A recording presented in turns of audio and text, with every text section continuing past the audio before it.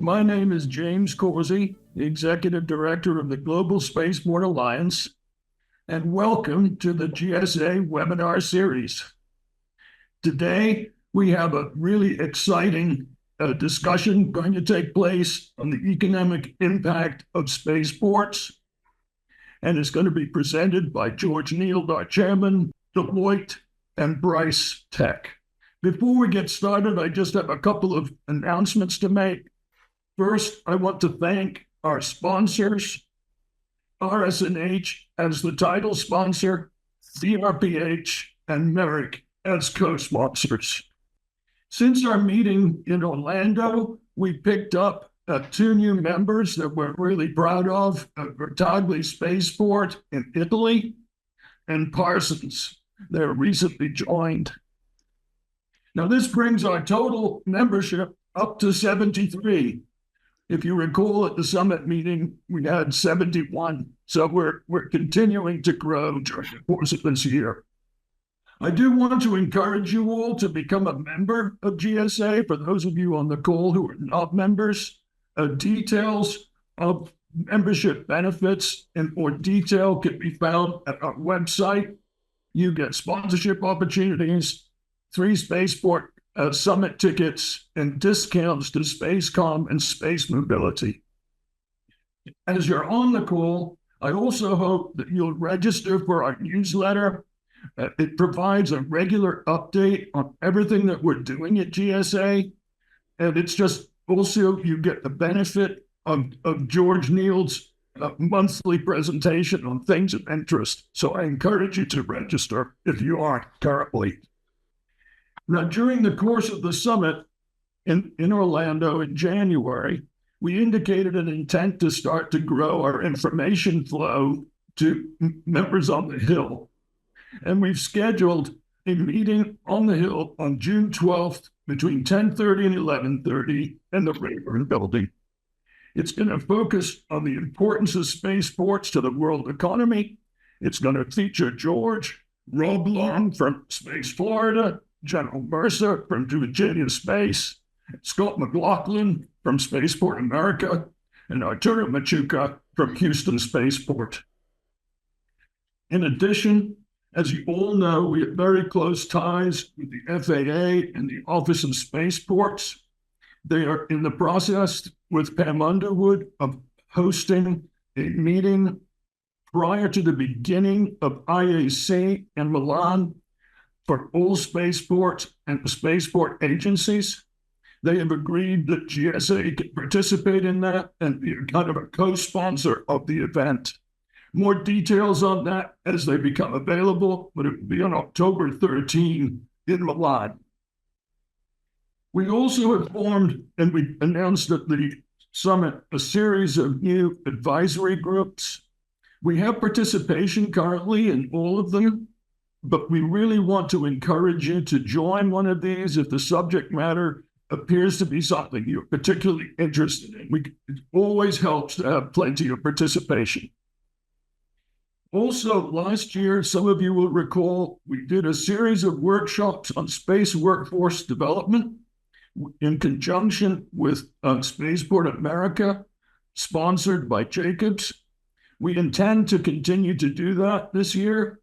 And the schedule you can see there, May 18, June 1, June 8, June 15, covering an array of different subject matters, will be a really, really good set of workshops. These typically focus strictly upon university level or above students. And now to get to the main part of the meeting, I'd like to turn it over to George Nield, our chairman, and he will subsequently introduce our keynote speakers. Thank you. Thank you, James, and greetings, everyone. We've got a great program today with 2 outstanding speakers to address the issue of the economic impact of spaceports, a market analyst view. And we've got opportunity for both of them to give them perspectives on the issue and then have plenty of time for questions and answers today. So I hope you all will take advantage of the ability to ask them questions using chat feature. And I think, why don't we just go ahead and get right into the program. I'd first like to introduce Mike Kuchler. He's the Senior Manager for Launch and Range Services at Deloitte. And he holds a Bachelor of Science in Psychology from University of Mary Washington and an MBA from William & Mary in Operations, Process Improvement, and Supply Chain Management. He also holds Project Management Professional and Lean Six Sigma Green Belt certification. Found it interesting that Mike served in the Peace Corps as a rural community development volunteer in Costa Rica for a couple of years. He also has 15 years of management consulting experience in federal government and international emerging markets, focusing on financial management, strategic planning, business model transformation, business process improvement, shared services implementation, and program and project management. Throughout his career, Mike has excelled as a skillful planner, organizer, and motivational team leader, overseeing large and small teams in complex and dynamic operating environments. He's a skilled written and oral communicator in both English and Spanish. And of particular interest to our discussion today, Mike was one of the contributors to Deloitte's recent report titled Spaceports of the Future, Positioning America's Space Launch Capability for the Booming Space Economy. So, Mike, take it away. Thank you, George. And before I launch into some of the prepared content I had, just wanted to thank you and GSA for the opportunity to present today. So just following up on George's intro, I want to provide a quick introduction on myself as well as Deloitte's space practice. So I'm a senior manager with the firm, been there about 10 years. I'm proud to be a leader within our space practice, focusing in particular on our support to Space Force, as well as the convergence with commercial space, including the increasing amount that Space Force has been working with those companies as a way to achieve their missions. A brief intro on Deloitte Space, because I know a lot of folks know Deloitte primarily as a consulting, tax, audit, and accounting firm. We are the largest professional services organization in the world, including have been working in the space industry for the last 15 plus years. We're really excited about this opportunity because we see space essentially as three core market opportunities to go after that we have in the bottom left part of this slide.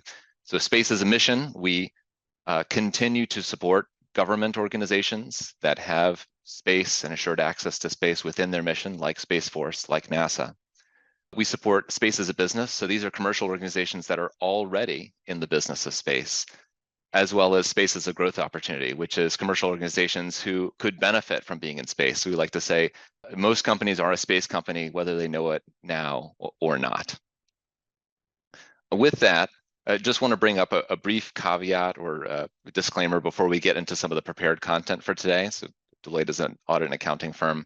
Wanted to just read out the following, and then we can get to the fun stuff. So the presentation in this is for discussion and general information purposes only.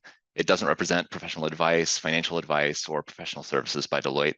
So before making any decision or taking any action that may affect your finances or your business, you should consult a qualified professional advisor. So disclaimer there. Now let's get into the fun things. So George mentioned that I was a contributing author to our recent paper, Spaceports of the Future. That's available on our website. If anyone hasn't read it, I definitely recommend you check it out. The crux of that paper was really to identify, what's happening today within the US orbital launch market, identify some of those key pain points, and then we had some recommendations for how to alleviate them. So, I won't recap all of the paper here, but what I did want to point out is, some of the important ground setting that we did within that. So what we have here is just a quick chart showing the orbital launches by US site over the last 5 years. And there's just a few interesting things to point out here. One, it's incredibly concentrated. There are two major installations, both Cape Canaveral Spaceport, which includes Kennedy Space Center, as well as the Space Force base at Cape Canaveral, as well as Vandenberg, representing the vast majority of launches today, but we're seeing changes in that. So it is highly concentrated. The vast majority, 70% plus of launches in 2023 were from Cape Canaveral, and that launch volume is increasing exponentially. So we've seen that quadruple in the last 4 years from the Cape and multiply by 10x from Vandenberg as well. And commercial launches on the order of 90+%, are the primary drivers of this growth. So within the paper, we talk about some of the increasing constraints that are happening within these two major installations, some solutions that they could consider in order to alleviate those constraints. What I'd like to focus this discussion on is really what's next and the market opportunities that are interesting and potentially available for additional budding spaceports. So here's the way that Deloitte tends to think about this. We also have another publication where we kind of lay out this framework. But we take a look at space tech frontiers, and we tend to think about it in terms of what's here, both physically as well as along a time horizon, near, there, and then out there. For the purposes of the discussion today, there's a lot that we could cover. I wanted to focus the areas of discussion on things that are both here and near, more relevant to this audience. And that includes things like the increasing diversity in launch capabilities, budding space tourism, the interesting construct around return as a market, and of course, point-to-point launch. Further out, we see some really interesting prospects within the increasing proliferation of commercial LEO destinations, space data, the manufacturing of goods in space via space factories, the generation of power, as well as sort of out there, which is permanent presence on the moon, Mars, and beyond, which is of course really exciting. The enabling factors, just sort of across of these, the way we tend to think about this, we look at things like financial requirements, launch capability requirements, advanced technology, infrastructure, regulation, education workforce requirements, as well as what we kind of claim as X factors that we look as key drivers of the growth within these frontiers. Here's a deeper dive on that, but what I'll say is just within the time remaining, want to make sure we get to the content, but if there are any questions about kind of how we think about these and what's included within those specific criteria, that's not immediately obvious, happy to answer questions there. Okay, so if you go back to the framework and think through here, let's focus on diversity of launch capabilities. And for each one of these slides, I'll go briefly through some of the trends that Deloitte sees in the market, as well as those potential considerations for spaceports. So starting with diversity of launch capabilities trends, launch provider market is beginning to diversify. There was one provider, I don't need to have you guess who it was, that was responsible for 90+% of domestic orbital launches in 2023, but that market is expanding. There were a total of 5 launch service providers that performed successful orbital launches out of the US in the past year, with many more that are scheduled to launch either in 2024 and beyond. And of course, as I mentioned before, the majority of the launches today are driven by commercial, particularly communication satellites and establishment of internet satellite constellations. The well-established spaceports like at the Cape and Vandenberg are still providing the majority of access to space, but they are nearing capacity. And so we're seeing things like long wait lists for ride shares that represents a potential opportunity for markets. Super heavy launch is something that we're very interested in, and everyone's got their eyes on one company in particular that's deep within that, which really could be a market changer in terms of lowering the cost to get kilograms to orbit and enabling exploration to cislunar space, to the moon, back to the moon and beyond. Okay, so some things to think about with this, main considerations are, if you've got these 2 large installations, what are the unaddressed but addressable market niches that exist today that aren't already well covered by these spaceports? So things like I mentioned, sort of spillover launch demand. If you've got a crowded manifest and a long wait time, how can spaceports really look to fill in the gap? Also look at specialized launch and return technologies, specialized payload processing for things that may not be in place at those large facilities today. We'll talk about tourism as well as point-to-point a little bit later in the presentation. And then, of course, consider what do launch service providers need from spaceports in order to facilitate growth within these niches. So there are spaceports that exist today that aren't launching but are very deep in R&D testing. A lot of these LSPs need land leases. They need things like shared infrastructure improvements, et cetera. The next market trend that we have within the here is space tourism. So this is certainly something that is here in one aspect today, but also evolving. A few trends that we're noticing, merging destinations from suborbital balloon rides with a smaller cost to multi-day orbital experiences, maintaining orbit. And of course, that price ranges from as little as 100K to 50 million. We've heard, prices that may come down into the range of around 40 to 50,000, which would put somebody in the choice where they decide whether they want to buy a car or have the opportunity to go to space, which is very exciting. In addition to the actual access to space as a tourism magnet, we see some interesting trends around in-person viewership opportunities for launches, especially when you have some launch facilities that are having weekly or in some cases daily launches. There's an opportunity to draw tourists that aren't going to space but are interested in seeing a rocket launch. Some considerations for entering that market would be, what attractions are already drawing tourists to the area around your spaceport so that you could capture part of this market? And then how can the spaceport integrate with existing tourism and destination packages? So if you have tourism resorts nearby, if you have cruise lines that go near your coast, what's a way to really integrate that versus focusing solely on attracting tourism for tourism's sake to those facilities? Another consideration is, at some launch pads, there aren't mature viewing facilities today. And so how can spaceports consider integrating that into their master planning? What do those viewing facilities look like? And how do you strike the right balance with safety and access versus the tourism accommodations? One key point that I would point out within the key enabling factors as well is particularly around workforce. So taking a look at the strength of your existing hospitality workforce and infrastructure and the proximity to those tourism markets. Okay, now we go from here to near, which are a few more budding opportunities that we see. Let's focus on return as a market. And so these are opportunities where we see where there are in-space manufacturing goods that are being produced in space, at least at the proof of concept phase today. And what's the market to return those goods expeditiously and safely and ultimately get them to the end user? So trends we're seeing, in-space manufacturing is happening today at the proof of concept phase. These use cases include things like constructing semiconductors, pharmaceuticals, fiber optics, 3D bioprinting of organs, things that take advantage of the microgravity environment within orbit. The other thing we're seeing, of course, the ISS is going to be decommissioned within the next few years, and there are a number of private companies that are looking to develop in-space habitats for things like R&D, science, exploration, but also could be potential tourist destinations. And of course, we have space planes like the X-37B and Dream Chaser that represent emerging market opportunities for horizontal return. Some of those things are already happening, and it's a question of how quickly that scales. So if getting into the return as a market, what are some of the considerations? What are the features of a spaceport that really make it competitive?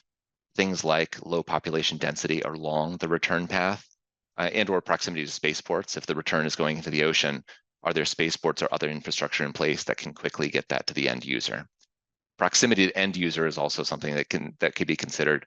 For example, you might take the example of 3D bioprinting or pharmaceuticals. If there are medical products that are being manufactured in space, what's the proximity to key hospitals, patients, and end users around the spaceport that can be quickly taken advantage of for those products that have a shelf life?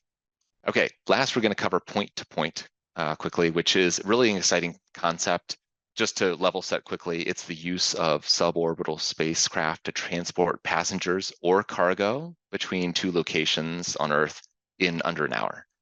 So the initial use cases that we're seeing within market demand are for military cargo transportation, as well as humanitarian aid. And that's both to austere and undeveloped sites where you can land a rocket or to other spaceports. And we see that also several other large service providers are looking at P2P as a viable addition to civilian cargo transportation methods. And again, if price per kg for launch really gets low enough, that could be a potential viable alternative to air cargo with the right use cases. Okay, a few things to consider, which is, with spaceports, particularly with crowded launch manifests, how do you, in addition to that, fit in the high demand and rapid turnaround needs that we see as the potential for P2P? What proximity to end markets do spaceports represent for point-to-point launch? In the case where you're transporting cargo to an austere site for uses, that's great. But if you're transporting people or you're transporting cargo that needs to get to an end market, how close are you to them? And then, of course, just one thing as well, we see one initial use case with military cargo transportation. So one thing to keep an eye on is, if that military cargo transportation is happening to commercial spaceports, what are the considerations around that infrastructure being potential military targets for foreign actors? So great. So just a brief overview. I hope that was good to seed some of the questions, and looking forward to the discussion. With that, George, back over to you. Thanks, Mike. Great comments. At this point, I'd like to introduce our other speaker today, Phil Smith. Phil is the program manager and senior analyst for BryceTech. He has an MS in space studies from the University of North Dakota, and he has had a long and varied career in aerospace. He served as an air-launched missile systems maintenance specialist in the U.S. Air Force, an arms control policy analyst for SAIC, a space industry analyst for Futron, and communications director for the Secure World Foundation. He's also a very talented artist and notes that he has considered himself as an artist ever since he could pick up a crayon. So that's probably a few years. He specializes in the relationship between art and science, and he also produces illustrations and infographics, sketches portraits, and designs and builds scale models. With 23 years of experience as a space industry analyst, his strength is in combining complex data analyses with creative skills to make products that are easily understood and disseminated to a variety of audiences. He is particularly interested in realistic assessments regarding our future in space, having long ago graduated, he says, from being a doe-eyed space enthusiast. His specialties include futures analysis, space market analysis, technology policy analysis, aerospace history, astroculture, geopolitics, visual communications, and both traditional and digital art. It's a pleasure to have you here with us today, Phil. Over to you. Thank you, George, and thanks to the GNC for having me. Very much appreciate that. Good afternoon, everyone. My name is Phil Smith. I'm a program manager at BryceTech.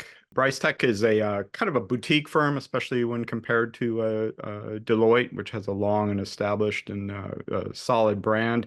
We are an analytics and engineering firm. Not just space, as it turns out. We have about 200 or so folks since our founding in 2017, built from the Tory Group that some might recognize, and before that, some of us came from the Futron Corporation. We focus on objective, evidence-based analysis and support. We look at not just space, as I mentioned, but also public health and national security, as well as analytics, just kind of broadly. Using the tools that we've applied to the space industry to help solve technical and systems engineering problems for other emerging industries. We produce authoritative reports for public use, providing foundational data for the industry. So you can visit our reports page, for example, to get a lot of free data. But we tend to focus on bespoke services for a variety of clients internationally. You can see some in the lower left there are your U.S. government clients, and then also non-U.S. clients there. Also a slew of commercial clients, and then, of course, our media coverage there. Company was founded by Carissa Christensen, whom I've worked for almost 2 decades now in various capacities, and she's also the CEO of the company. Kind of the big picture, we do this every year, looking at the global space economy to get a sense of where the players are, looking at the size of what you might call the core space economy. So this particular graphic at 384 billion, we're updating this for 2023 as we speak. Some of this informs the Satellite Industry Association State of the Satellite Industry report, which will be released imminently. It's about $400 billion, and this is kind of what we call the core of the space industry. 3/4 of that is commercial services, largely satellite and ground equipment. And then 1/4 is government budgets. World Economic Foundation has also released a similar report. They would call this kind of a core as well. And then what it doesn't include in this particular graphic is the sort of value added, the several hundreds of billions of dollars estimated that are enabled by the space economy, what the World Economic Foundation calls the reach. So this doesn't have the sort of analytics that come from remote sensing and all of that, but it gives you a good sense of the size of the industry and what we're talking about here. So satellite services is a blue area there, sort of traditional TV, radio, internet. We look at those markets in fairly significant detail for a variety of different clients and try to understand what is the trend for television, enterprise level communications, satellite radio, end user broadband, and commercial remote sensing. For example, with commercial remote sensing, we have several companies that identify themselves as analytics companies that happen to have satellites in order to be able to do the work they need to do. That wedge there is growing steadily, slowly, but steadily. What's interesting is trying to revisit a way of capturing the value add component of remote sensing. So it's not gigabits per second, but it's pixels or some other type of metric that we might want to use to better capture the meaningfulness behind the remote sensing products. So 2.9 billion tells only part of the story. Meanwhile, we see television from broadcast satellites slowly dropping, but not going anywhere anytime soon. And that's because of terrestrial competition. So, and to provide context with this type of analysis, we look at the terrestrial components as well. Satellite ground equipment, fairly self-explanatory, includes GNSS chipsets, navigation devices, satellite TV equipment, network equipment, and so forth. Satellite manufacturing is the construction of those satellites, clearly. And then we look at launch services and a couple of emerging wedges there you can barely see. Space sustainability activities, some folks call those ISAM or in-space servicing, assembly, and manufacturing, and then commercial human spaceflight. So those are fairly tiny wedges there, but growing as each year clicks by. And then finally, the full 1/4 there of government spending. So that's kind of the big picture there. The wedge for launch is really thin. It's $7 billion or so in revenue. Note that there are some launch covered in budgets, for example, in India, because it's an internal budget from acquisitions to construction to launch to operations. ISRO is not counted in the commercial launch services $7 billion figure. Rather, it would be captured in its independent wedge there that you see at the very top at 12 o'clock at 1.7 billion. So that there's a little bit of overlap there, but in general, we're talking about a $400 billion space economy. And if that launch services wedge wasn't there, all of the rest of this pie wouldn't be really possible. Which leads me to the next slide. Is we're focusing on spaceports. These spaceports are used by launch vehicles. This is a vehicle lineup. It's kind of an eye chart, but it just shows you that there's a proliferation of launch vehicles. And this is really just operational, those under development that are expected to be introduced this year or into the next couple of years. There's certainly a lot more what we call paper rockets that are out there. This one just kind of captures the wide diversity of vehicles that are coming out there and a lot more countries. And of course, it's not necessarily the country that's launching it. There are organizations within those countries, and there's quite a bit of diversity there as well. This is kind of a spaceport map that folks have probably seen before. We update this as we hear out there in the industry what might be going on. So it's kind of a living document. There are about 90 dots on this map. 20% of those are active orbital launch sites. 30% or about a third are proposed launch sites, and there seems to be a proposed launch site emerging at least once or twice every year. What qualifies a proposed launch site to get on this map is sort of an official confirmation that a government is moving forward with either funding or certification or licensing of such a facility, and some degree of funding, fair amount of funding that goes into establishing the spaceport. We're a little bit lenient in that because we also think that when an announcement is made about a spaceport, it does reveal a certain level of activity out there, similar to making an announcement that you're going to pursue the development of a launch vehicle. It gives you a sense of the health or of the enthusiasm.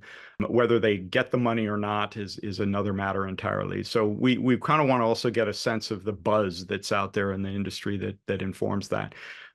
In terms of the work that we've done for a variety of clients, one of the things that we really pay attention to is that a spaceport is more than just a transportation node. Every spaceport seems to be as varied as snowflakes. Each one is unique, different approach, leveraging existing infrastructure or building it from scratch. There's also, especially with the newer ones, an awareness of the potential impact to the ecosystem. and cultural impact as well. So there's a lot of different components that go into this, definitely more complex than just being a site to launch rockets and so forth. I guess a final note on the US side of things, there are 14 sites that are licensed by the FAA, and I think 13 of those are actually launch sites, some of which are dedicated strictly to suborbital. So there's a lot of activity, but the bulk of the activity that's going on, as Mike mentioned, is clearly out of the Cape. Something on the order of 93% take place out of the Cape, Vandenberg, and Wallops. And then the remainder would be things like Mojave and Spaceport America. So I just wanted to contextualize this map to not give you the sense that there's a lot of activity happening at each one of these dots. This is the final slide. Again, a contextual slide. Explain a little bit what we're looking at here. This is we do a year in review that we issue out every year. This is 221 total orbital launches last year. You saw all those dots on the map previously. So it's still a relatively limited or lowish number of launches that you would expect to see. If you saw all those dots on there, you would think there were maybe hundreds of launches happening, but it's really just 220.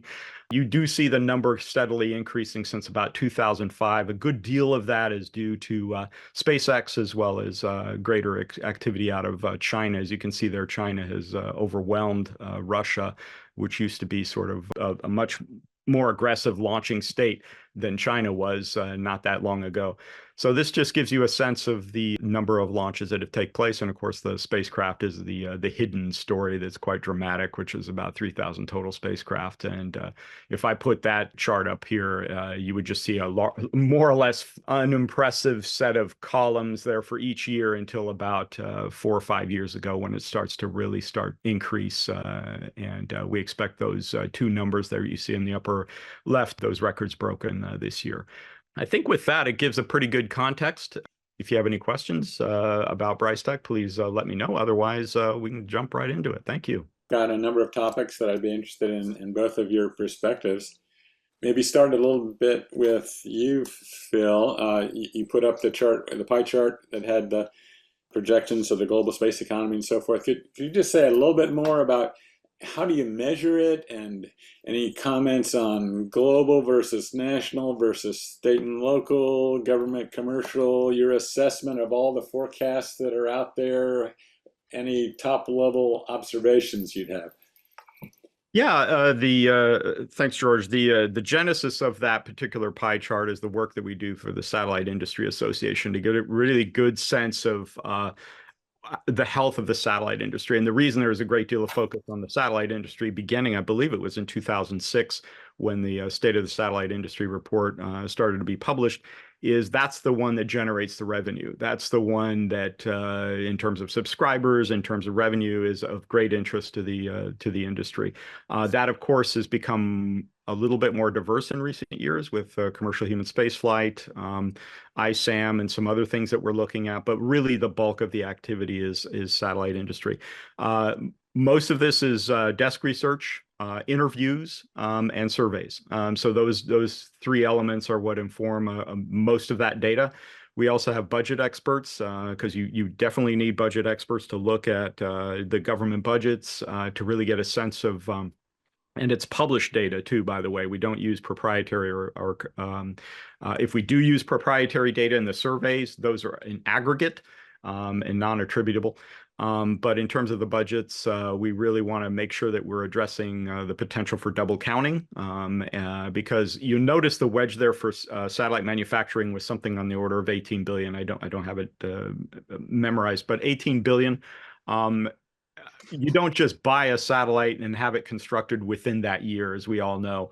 So that can be a multi-year process. So there's a little bit of double counting between the satellite manufacturing wedge and what the government wedge might be. So, for instance, the Space Force might order a satellite that takes several years of construction. So we count that in the wedge on the year of launch.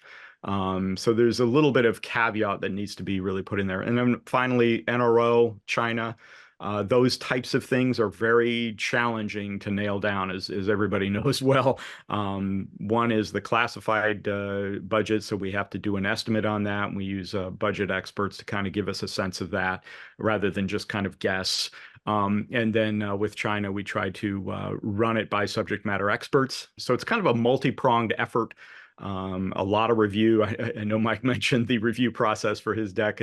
That is a really key component of this process that we all share, is the review process in a team format, to make sure it's not a one-person show, and also poke holes at it and try to see where there are weaknesses and address them. The other final thing I'll mention is when, say, for instance, WEF or Space Foundation or Deloitte or anybody releases a number, we need to actively look at that number and see why it differs from ours, if at all, and understand the methodology and all that. So there's a lot of that goes on every time these reports are released. Excellent.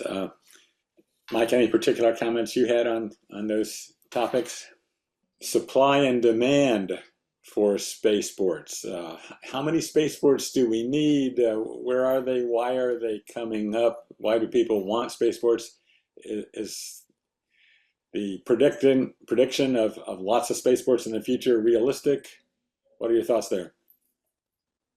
So yeah, definitely a lot of rhetoric around this topic. I mean, you saw within my presentation, one of the key takeaways with one of those charts was, hey, the vast majority of launches from the US are happening out of Cape Canaveral and Vandenberg, government and military installations with a 50+ year legacy of access to space and infrastructure along with it.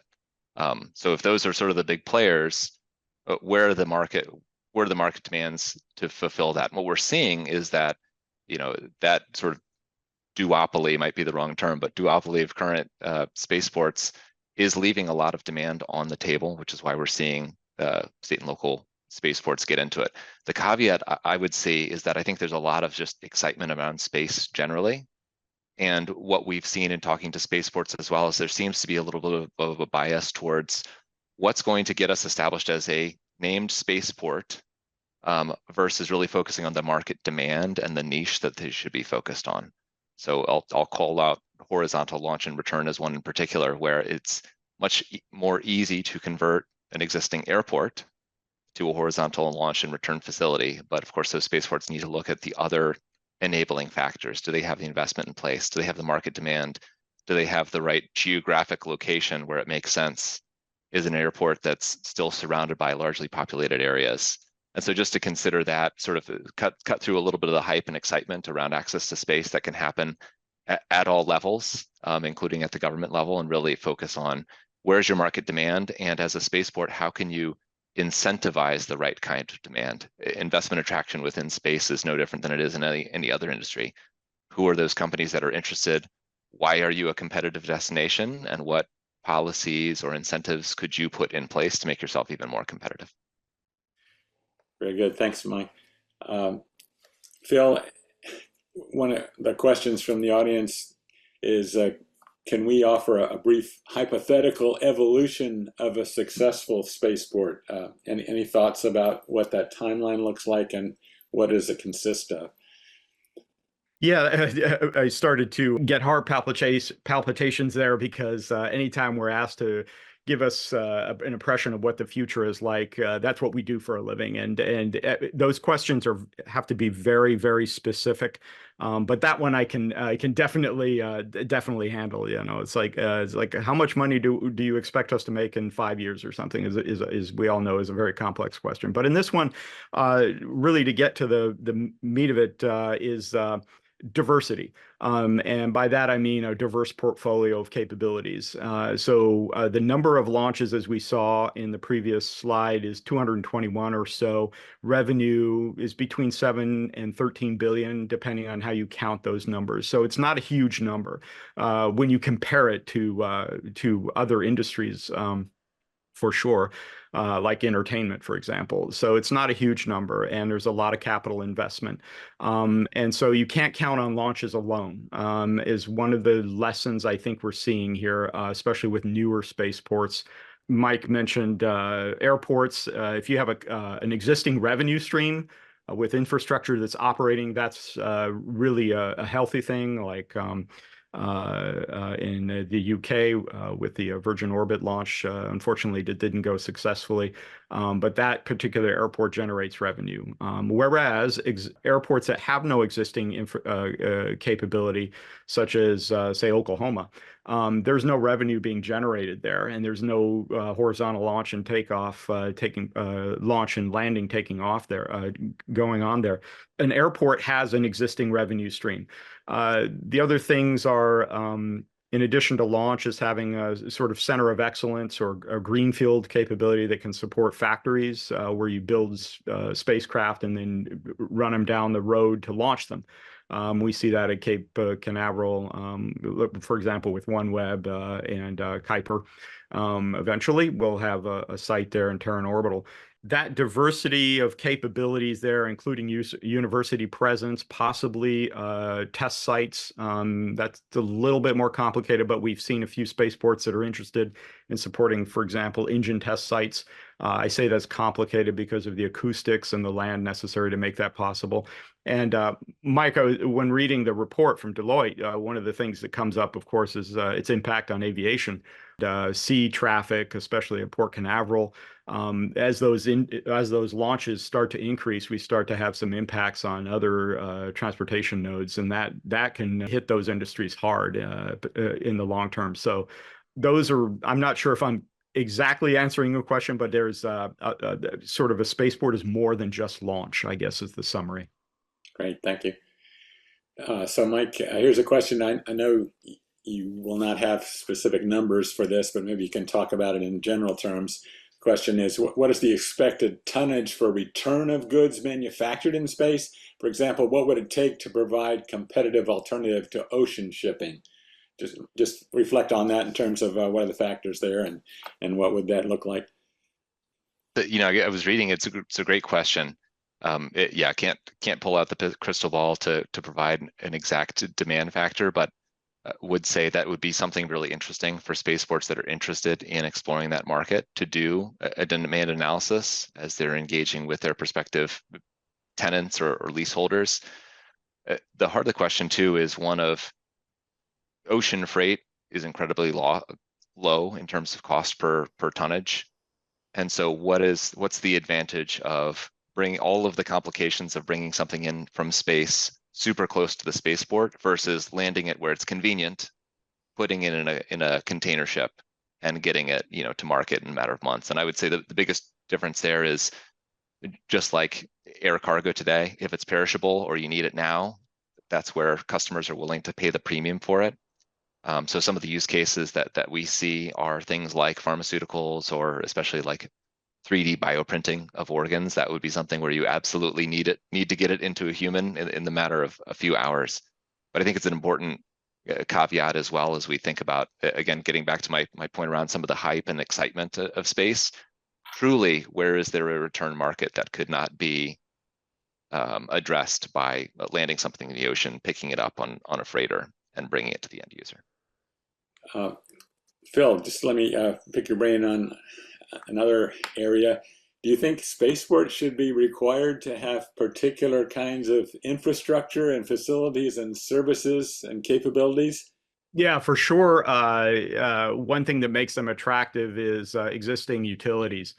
And that can be, water, electricity, things like that are really important, as you would expect.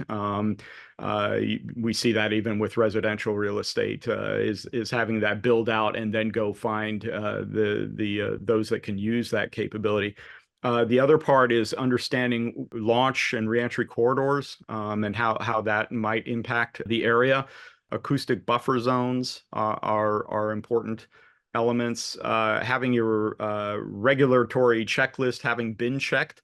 One of the neat things about the FAA is it's been around since AST, Office of Commercial Space Transportation, since 1989, and has an enormous amount of experience, especially from 1989 to now, a lot of evolution in the industry. And so countries outside the US, I'm thinking of the UK and New Zealand in particular, but there are others, including Japan, that are looking at how do you regulate? How do we do that? And so all the hard work that FAA has done has saved them a lot of hard work, because they can cut to the chase quickly with streamlined regulatory processes and all of that to get their ducks in a row so that they can attract investment.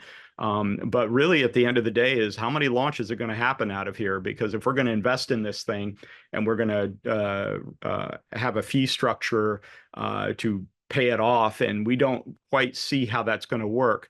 The idea would be to make that site attractive for a variety of different purposes beyond launch. And then transportation is a key element to that, because there are some proposed sites in Scotland. Obviously, remoteness is a key component to some of these launch sites.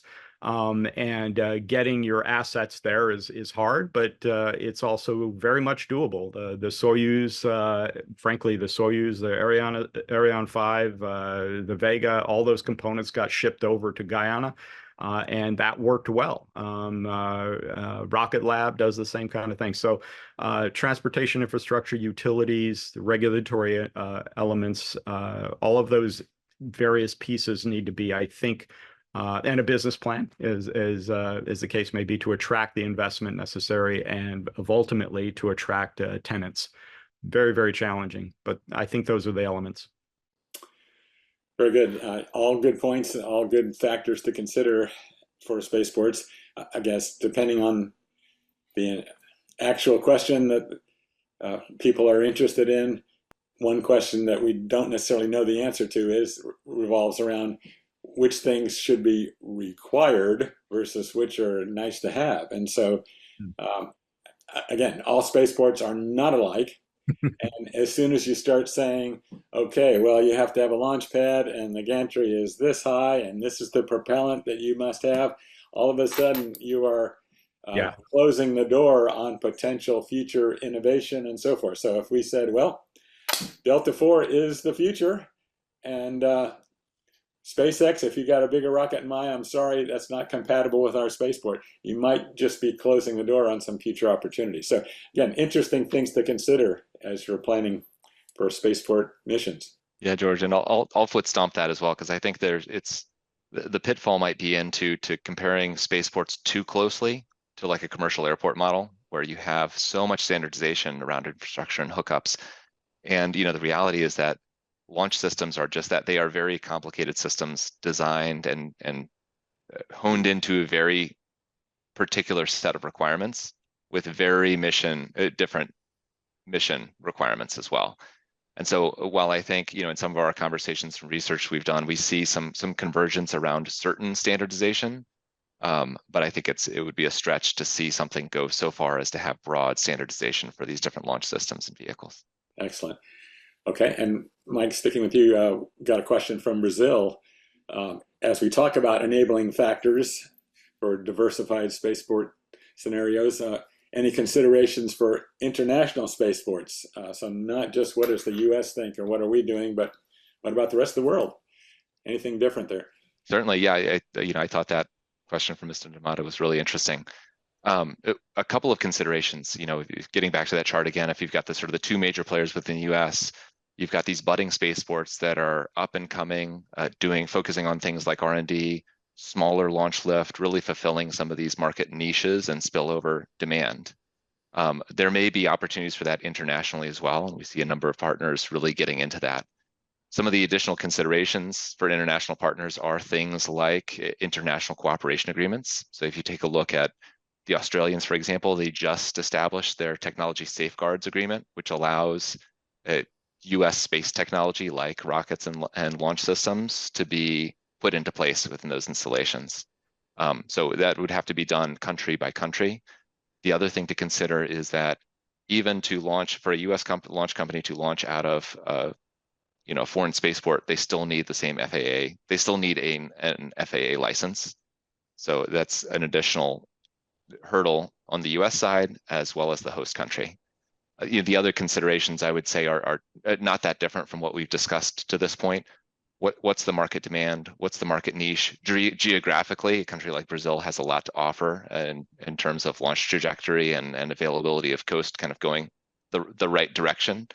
But be happy to speak in more detail about that too. very good.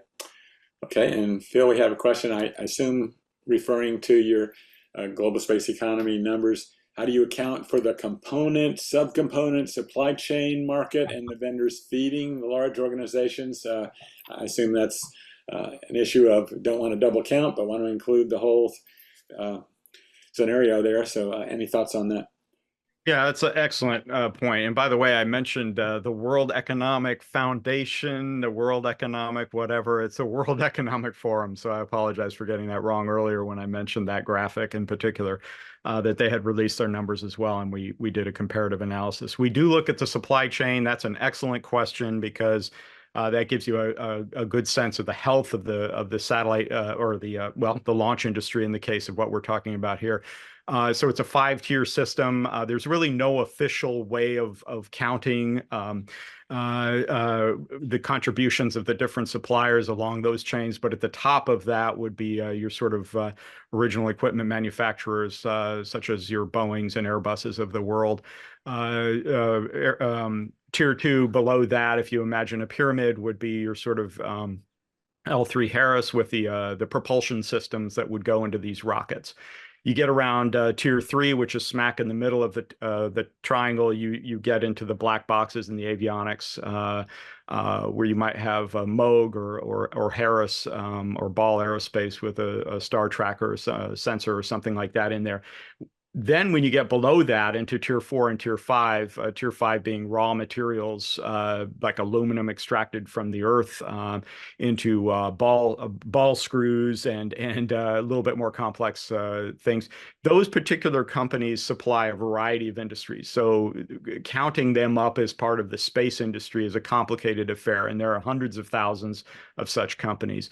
But there's a great deal of interest in the supply chain because on the one hand, there's a lot of attention on the top of the pyramid, the companies that end up in the mainstream press as well as the trade press.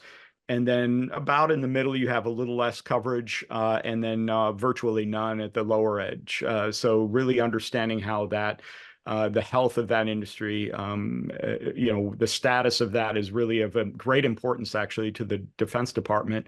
I think there was also some discussion of having a supply chain readiness level, similar to a technology readiness level, so that when you get a contract to build a machine, you're able to guarantee to the client that you have in fact confirmed that your supply chain is healthy. Because sometimes you'd get that contract and then the fourth, several companies in the 4th tier of the supply chain have gone out of business and you didn't know that. So monitoring that is an extremely complicated affair. I should say doing that real time is an extremely complicated affair because every day things change. But that kind of health analysis, I think, is what people are demanding across different industries now. And the tools are available, presumably. AI might be able to be brought to bear on that. But hopefully that gets to that question a little bit. Okay, very good.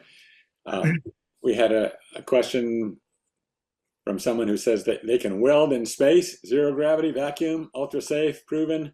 Who can we contact? Have spoken with NanoRacks, target large space station. So let me just jump in and say that doesn't necessarily deal directly with spaceports, although it could be a company that's located at a spaceport that is interested in those things. If you look at the government first, could be the users like Space Force, like NASA, someone else. But again, the government has basically gone on record and says there aren't going to be any more government big space stations. So it's going to be the commercial developers that are going to use that, if anyone. And there are a number of companies that are planning to build a commercial LEO destination to replace the ISS once this end of life comes, whether that's 2030 or shortly thereafter. And so I certainly would recommend engaging with them if we're looking for customers. If we're talking about technology demonstration or additional research, then again, the government is still certainly a good source for that.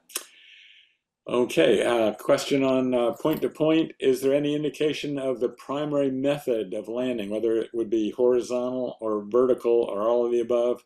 Seems as if point-to-point will be a driving business for spaceports within the next 5 to 10 years. Mike, comments on that? Sure, a few considerations. So if you look at the the most prolific launch service provider today in the market, responsible for 90+% of the launches within the US. They're betting big on their super heavy launch system, which is a vertical launch system that they've explored to include use cases for point-to-point. So I'd put that out as one consideration. The other consideration I would say is that if you think about the infrastructure and equipment needed on both sides when you're doing point-to-point launch, there will be that needed on both sides, but I would say less required for vertical versus horizontal when it comes to the first stage, second stage, and if you're launching, ultimately a space plane, and what that looks like in that regard. Okay, good answer. Let me push back just for this interest of those thinking about all this. And again, I've heard people observe, look at what we're launching today. Almost all of them are vertical, and yet all these spaceports have runways. There's a disconnect. But again, to me, point-to-point is right around the corner, and that's going to be a huge enabler. And if you're talking as a spaceport provider or somebody who wants to develop a spaceport, what is the easiest, simplest, fastest way to have one? Is it to recreate a Cape Canaveral, a Vandenberg? I don't think so.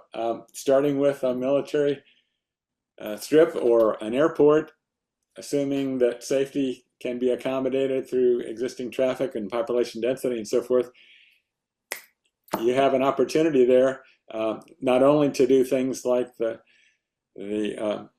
Virgin Orbit, where we had air launch proposals, but again, there's another generation of space planes coming that may not even go to orbit. It may just be Mach 5, Mach 10 suborbital to carry cargo and eventually people between locations. And so to me, that's a very attractive trade.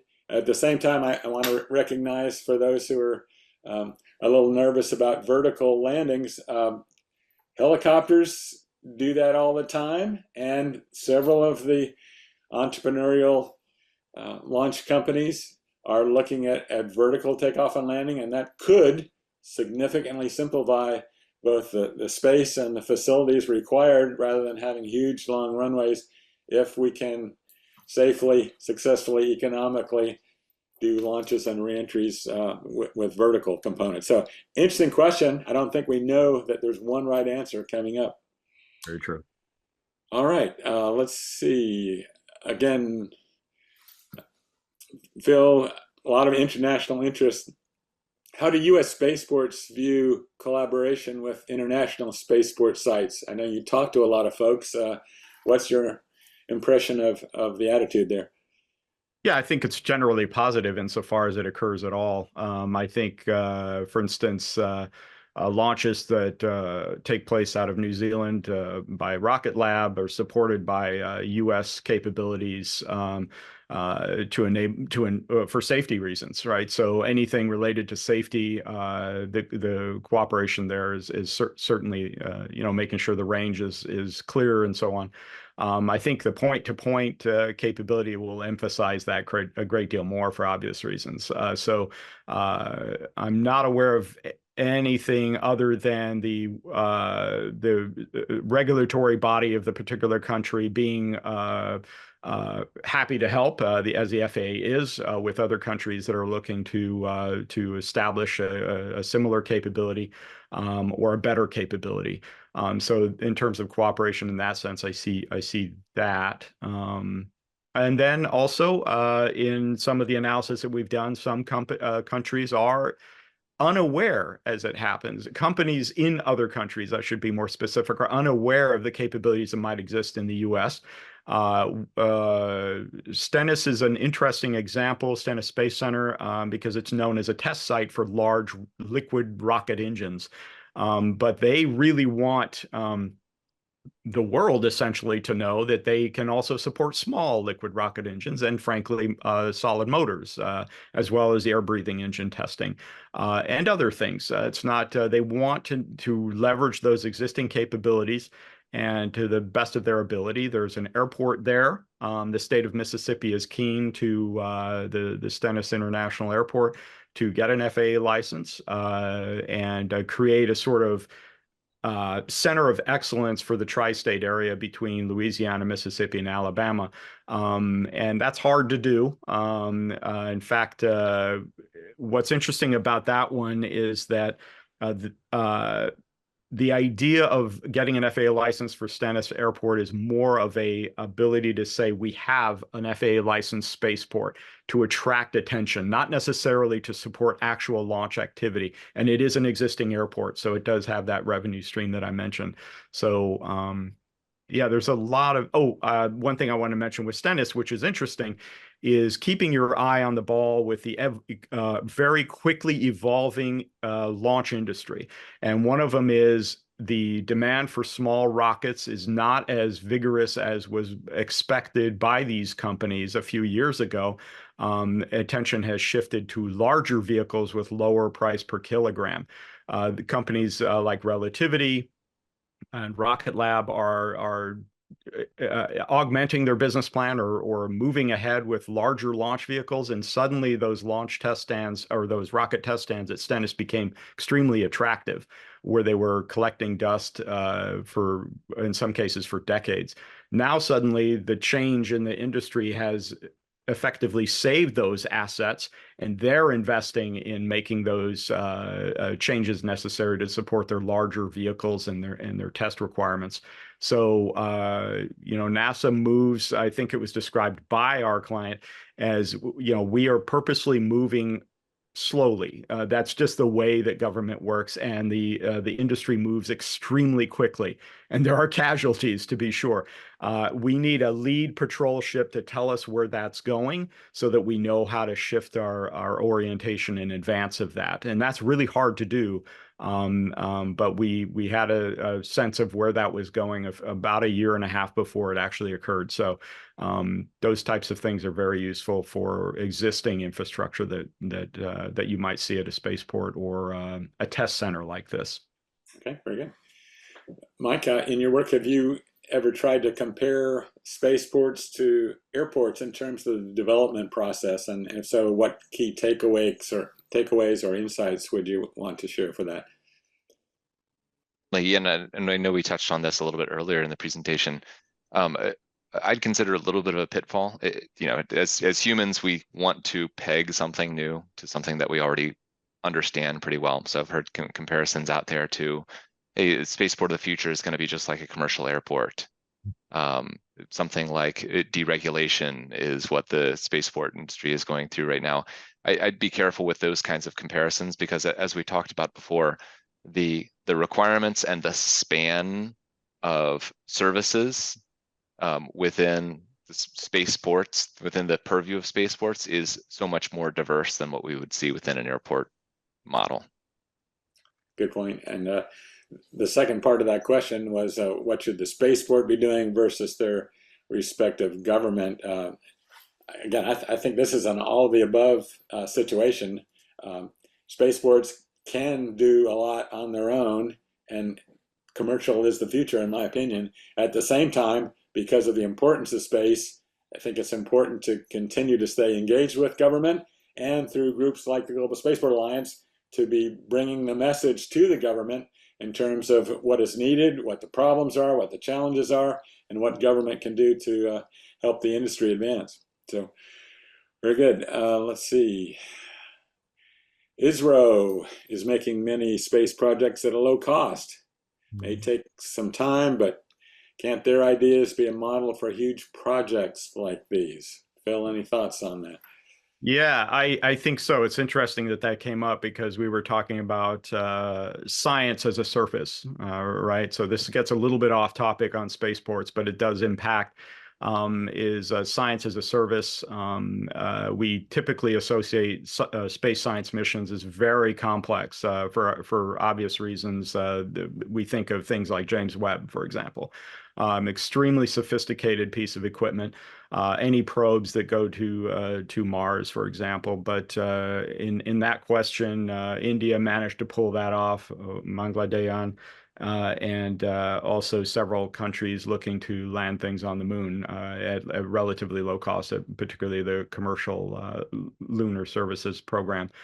So it doesn't always work because redundancy is really important and quality control is really important and so forth.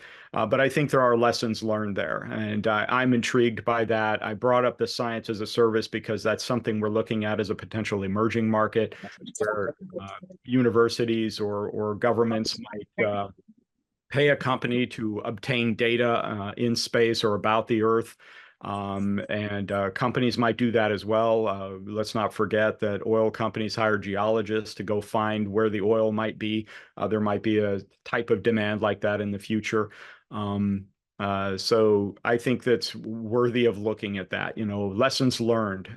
What can we learn from these lower cost capabilities that deliver maybe not exactly the same degree of service, but certainly enough of the services that might be of interest to potential customers out there. So I think that's really something worth looking at.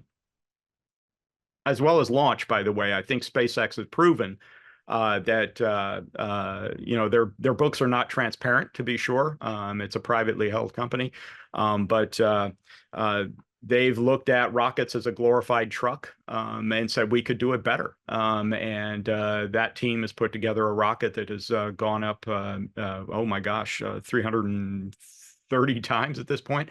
I think, and that's impressive. They've been able to go back and forth, and they've done that through cost savings in manufacturing, simplifying the design and so forth. So that's another example. But in terms of ISRO, I think the science example is particularly notable. Mike, we've talked a little bit about this earlier in the session, but maybe we could circle back and emphasize the key points. What are the potential roles of a spaceport regarding local economic development, i.e. as a magnet for space-related industries and employment? Any particular thoughts on that? Yeah, and I'll tie that in with another question I saw in the chat, which was sort of what's the role of the spaceports versus the government in that economic development, in the financing for that. And I would say it needs to be coming from both sides. So the spaceports certainly represent a source of investment from companies, a job source, and that includes everything from GED to PhD. I saw it, mentioned in the chat around welding capabilities. That's everything from hospitality industry, professional services, all the way up to rocket scientists. So there is an opportunity there, and not necessarily limited to just launch. So lots that can happen through R&D. My opinion on this is that it's still early within the market to depend solely on a commercial spaceport to stand that up by themselves without a level of support from the state and local government, which has mutually beneficial outcomes in terms of job creation and investment attraction. The other thing is that, when any given spaceport is competing globally and nationally for these companies that are looking to come and set up shop within that location. And so that those kinds of incentives, ease of doing business, potential tax breaks, things like that are not something that a commercial spaceport could do on its own, but really should be done in tight collaboration with the local government to make sure that they're getting the outcomes that they want as well. Okay, how about workforce? How are spaceports going to be able to attract the qualified workforce talent? What will determine that this future workforce is qualified? Phil, thoughts on that? That's a great question. One of the things that we don't do well is count up the number of people that work in the space industry in the United States. And that's being actively looked at, Department of Labor, the Bureau of Economic Analysis and so forth, to try to count up the number of people like NAICS codes, for example, who work in the space industry, and instead of trying to suss out what percentage of those workers identified by a particular NAICS codes is not working on missiles versus rockets and conducting launch and that sort of thing. So that's part of the problem. And then the other part of the problem is location. in some of the interviews that we've conducted with people who are representing state interests or spaceport interests or whatever, it's the challenge to attract skilled work in an area that is perceived as not interesting enough or vibrant enough, or might be able to advance their careers and that sort of thing. The flip side, though, is that the standard of living, or I should say the standard of living cost could be lower in those sites, and that could be useful. You could also be associated with a company less in terms of wage and benefits, and more in terms of being able to say, I worked for this cutting edge company, and that matters to me. And so one example that I can think of is Relativity Space again, Stennis. It's not a spaceport, but it's similar. And that's a challenge to attract rocket engineers, basically, and people who work on additive manufacturing and so forth, high-tech capability. How do you attract the folks down there in Mississippi? Because they will have a preconceived notion. So selling the site effectively to change perceptions is really, really important. We spoke to a variety of companies in the pharmaceutical side of things when we were doing this analysis of how you could use LEO platforms to support pharmaceutical development, biotech, and so forth. And we were surprised to learn that despite that being in our trade press for a long time, it was an unknown to a lot of those companies. And that sparked something in me and us to say, we shouldn't assume people are aware that there are these capabilities out there, that you really need to actively sell it, actively inform and educate people on these capabilities. And part of the problem with saying spaceport out loud is people immediately conjure up Kennedy Space Center, and that becomes expensive. And it's like, no, this is an investment in a transportation capability that can attract multiple industries to a site, a center of excellence for high technology and education. That's an investment in the future that lasts decades. Yeah. Just to add on to that quickly, one of the things that makes spaceports attractive is, in some ways, their remoteness. That's changing somewhat, but it presents all of the challenges that Phil presented, especially around anything that makes a place a nice place to live, entertainment, access to healthcare, good schools. That's challenging if you have a lower population, a more rural area. And just remember, that you're competing with a market like, Phil, you brought up KSC, you're competing with a market like Cape Canaveral, an hour away from Orlando, with access to, all of those theme parks and lots of things to do, as well as a competitive and good healthcare system. I just wanted to mention what was also interesting is we have 50 laboratories in the United States, and I don't want to make this sort of U.S. centric, but it's what I'm most familiar with in this context. And each one approaches the aerospace industry slightly differently. So Space Florida is an agency of the government of the state of Florida that's designed to attract aerospace business.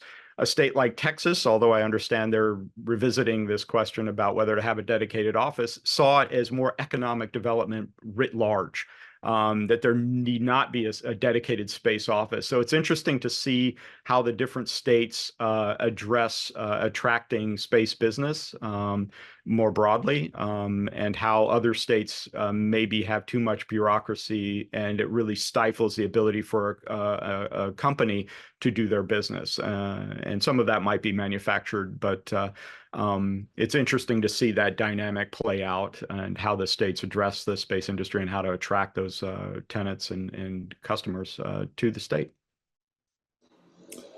And Mike, this might be going into some of your out there assessments and all, but you think the orbital transfer vehicle development that is starting up is going to have any impact one way or the other on spaceport launch demands going forward? Yeah, as we take a look at some of those the further reaching technologies, it points to a couple things. One, further proliferation of launch and launch demand. And so the facilities that are capable of launching and meeting those requirements are going to have an increasingly crowded manifest, opening up demand for additional budding spaceports. The other thing that we have our mind on with technologies like that, as well as, if you take a look at space power generation, the mission to put a permanent presence on the moon and Mars, that's going to require advancements in technology that are going to have payload processing implications. If you've got, increasingly large and lasting payloads in space, you've got sort of a gateway to space that's in a permanent infrastructure that's established. That's going to have implications on your payload processing and storage requirements at major installations that are already running out of room for those kinds of facilities. The other thing you might consider is, the further out we're going in space, just taking it sort of further beyond, you're going to have things like power generation in space. And so what are the specialized payload processing requirements and considerations and regulatory environmental considerations when you have an increasing number of space launches that are happening from any given facility, an increasing size of the rockets, and more specialized or potentially dangerous payloads that go with it. And so for any given community, how much is critical mass going to be critical versus being able to spread that demand around or find more remote locations for those kinds of activities. How about issue of safety? How do you see that as impacting a spaceport directly and the overall maturing and development of commercial space transportation in general? What are the opportunities and threats, I guess, in terms of how spaceports and then other users of spaceports might view that? I'll start with you, Phil. Yeah, I think one example that we're currently involved with, is understanding the insurance environment, for example, and the probability that something might occur and being prepared for that. There's a perception, for example, that anytime you talk about space launch, spaceport, the idea is, my goodness, that's going to be incredibly expensive. I'm not sure we're going to be in have the ability to address an accident that may occur. And it turns out that the accidents are fairly rare, even in the space industry. But when they do happen, they can be very costly indeed to the satellite owner, for example, or the area around the spaceport and so forth, such as we saw with Mid-Atlantic Regional Spaceport some years ago with the loss of one of the Antares. But modeling all of that in scenarios is a very helpful way to kind of address safety and how you can preemptively prepare for that capability, not just in terms of designing of the spaceport and the different launch trajectories within the azimuths that are available, but also understanding what maximum probable loss, for example, would need to be to give these decision makers a better sense of what we're talking about here. So it's related to largely to insurance in the way that we understand it. So possibly that answers the question, I think, is just kind of modeling those scenarios and understanding what those impacts might be. Okay. And Mike, any comments on safety from your perspective? Just a few things to add there. I agree with everything Phil said, and to add on to it, especially for a budding spaceport, safety is paramount and should be especially paramount for spaceports and companies that are getting into it, have venture capital that could very quickly be turned off if they have any kind of incident that introduces that sort of risk. The other thing I just add to that as well is, we think about physical safety, but we should also consider something like cybersecurity, which is increasingly a threat from near peer competitors. And we're seeing that how it's targeting military installations today, as well as commercial installations and commercial companies. So it's something that is not immediately visible, but can absolutely affect operations and have a kinetic impact as well. Excellent. So we've had some outstanding questions. I don't think we're going to have time to answer them all here today, but let me quickly try to address a few of them that are coming in terms of how international spaceports can learn from U.S. spaceport experience and lessons learned.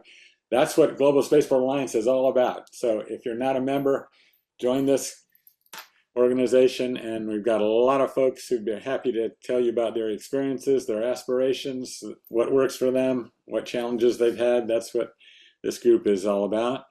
And the role of marketing and economic viability of a spaceport, huge. We have a number of examples of wannabe spaceports that have not necessarily been successful in their communications and their outreach to the communities, and others that have done an outstanding job, even though their challenges were similar in both cases. So there is a lot of information available on that in terms of how to market a spaceport. And again, Global Spaceport Alliance is all about communicating well and working together to help everyone be successful. So with that, let me thank both of you for your outstanding presentations and the excellent discussion we've had with all the audience questions. And let me turn it back over to James to wrap us up here today. Thanks, George. That was a fantastic discussion. Thank you. Thank you, Phil. Thank you, Mike. And George, as always, did a great job of moderating that.